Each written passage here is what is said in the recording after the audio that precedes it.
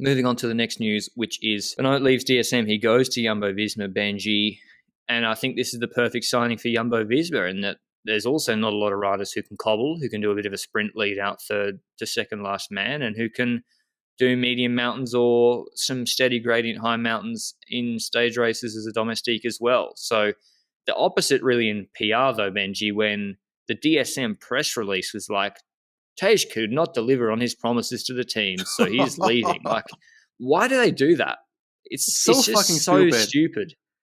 Yeah, I agree, because like you've got this Tiesj Benoot is one of those riders where he's always honest in interviews. He's always talking about everything that went wrong and is very critical to that, but also gives constructive feedback to that in interviews and so forth, how he could do better. So he's kind of always reevaluating what he does wrong. And I feel it very unbelievable that he's the kind of rider that is so annoyed by everything going around in DSM that he's becoming a really annoying guy in the team. That doesn't feel like Tiesj Benoot to me. But all in all, I don't like how they handled this, and it's the same with a lot of stuff that DSM has handled in the last couple of weeks. I do truly believe, just like you, that it's a great transfer for Jumbo. Well, quite simply because he's very versatile. We've spoken a lot about the lack of support with Wout van Aert, the lack of support that the Wout van Aert had in the couple races this season.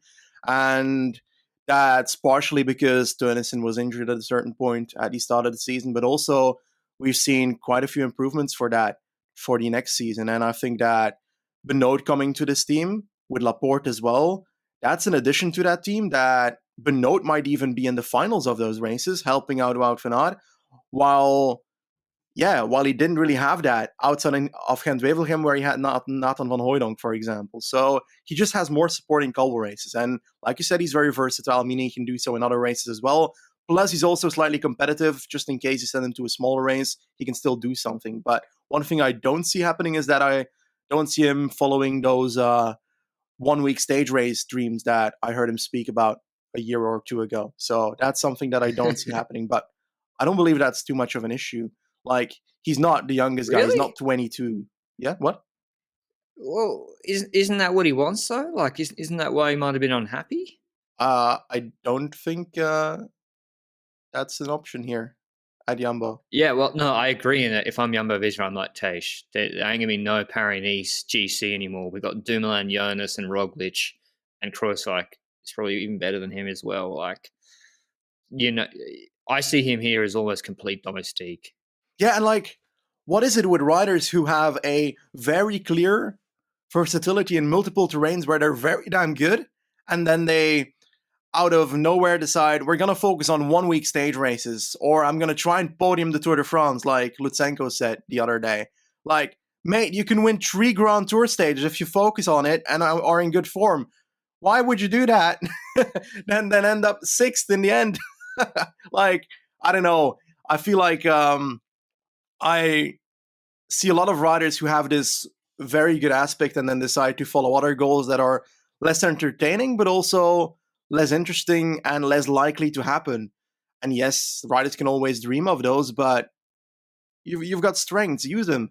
Just to remind people of that versatility, this year, 5th at Paris-Nice GC with a 6th on Colmien, the mountain stage, 15th at E3, 12th at RVV, 15th at Amstel, 7th at Liège, and then 8th at Benelux Tour.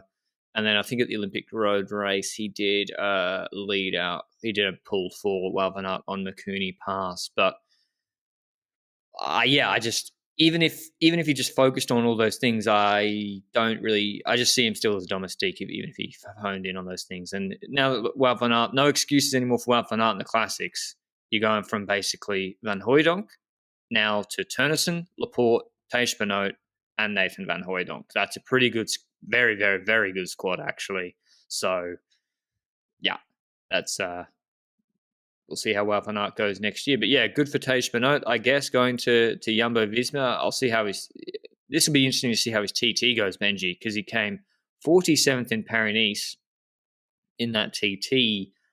I think his TT will improve just by seeing the difference in setups next year. But will he need it if he doesn't go for 1 week stage races? True. I mean, couldn't he win Benelux or podium Benelux? I guess they got Dumo there. Yeah, they could still have Tiesj Benoot go for Benelux, you're right, but is it that big of a deal? For Jumbo, at least. I mean, yeah, I guess probably not. And he's been doing like Tour de Suisse, etc., for GC in previous years. But that's Tiesj Benoot move. We'll cover more on that sort of in detail on DSM podcast, their team preview. We'll talk about what the hell is going on at DSM. Obviously, the big article dropped on the day of their team launch. I almost felt sorry for them on Sportza about the culture and the team. And then we'll also cover Benoot and Van Aert, etc., in the classics, in the Jumbo Visma preview.